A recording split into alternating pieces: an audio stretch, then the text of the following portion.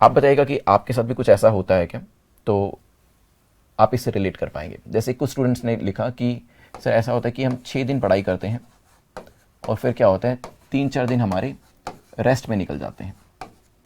ठीक है, किसी ने लिखा कि मैं 1 हफ्ता पढ़ाई करता हूँ और फिर इसी तरीके से 2-3 दिन रेस्ट हो जाता है। और एक मेरे स्टूडेंट थे जो लास्ट ईयर से थे, उन्होंने लिखा कि वो 20-21 दिन लगातार पढ़ाई करते हैं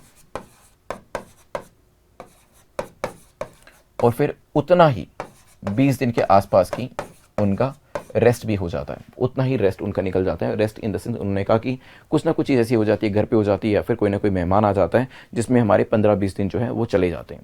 तो अब क्या ये सही तरीका है पढ़ाई करने का? ऑफकोर्स बिल्कुल भी नहीं।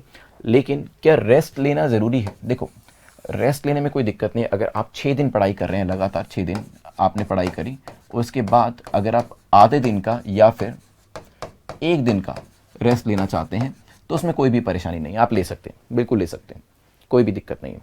अब यहाँ पर 2 चीज़ों का ध्यान रखना है। एक, कि कितने दिन का रेस्ट लिया जा रहा है, कितने दिन का रेस्ट लिया जा रहा है, और उस रेस्ट पीरियड के अंदर आप क्या काम कर रहे हैं। ठीक है, क्या काम कर रहे हैं ये भी ज़्यादा ज़रूरी है उस समय पर, क्योंकि कितने दिन का लिया जा रहा है ये तो आपको समझ में आ गया कि ये रेशो तो नहीं चल सकता है, क्योंकि आपका कंपैरिजन दूसरों के साथ होगा और अगर वो पढ़ाई कर रहे हैं आप नहीं कर रहे हैं तो कहीं ना कहीं आप पीछे रह जाएंगे।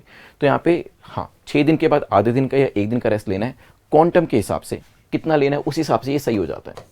लेकिन कई बार देखेंगे आपकी लोग रेस्ट तो लेते हैं, जैसे मेरे साथ ये परेशानी काफ़ी ज़्यादा होती है कि मैंने अगर मान लीजिए आधे दिन का 1 दिन का रेस्ट लिया भी सही, तो उस समय पर भी मैंने देखा कि अगर मैं काम नहीं कर रहा हूँ तो कोई ऐसी चीज़ कर रहा हूँ जो स्ट्रेसफुल है, वो काम नहीं करेगा। जैसे मान लीजिए आपने 6 दिन काम किया या स्टडीज़ करी, आपने पढ़ाई करी अपनी, और फिर 1 दिन का रेस्ट लिया, ठीक है, ये सही है। फिर आपने इस 1 दिन के रेस्ट ने आपको रिफ्रेश कर दिया, रेजुविनेट कर दिया आगे 6 दिन काम करने के लिए। फिर आप थक गए, फिर आपने 1 दिन का रेस्ट लिया, इस तरीके से ये चीज़ें सही हैं।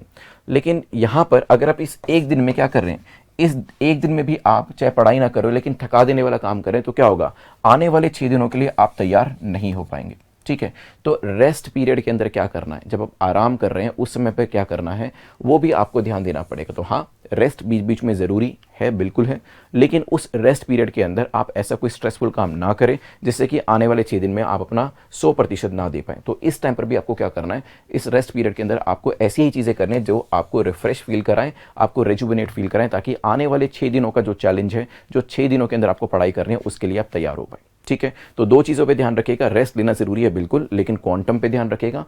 ऐसा रेशो नहीं होना चाहिए, 6 दिन के बाद आधे दिन या 1 दिन का रेस्ट ले सकते हैं, और उस रेस्ट पीरियड में भी आपको ऐसी चीज़ें करनी है जो आपको थकाए नहीं, रादर आपको रिफ्रेश फील कराएं। ठीक है।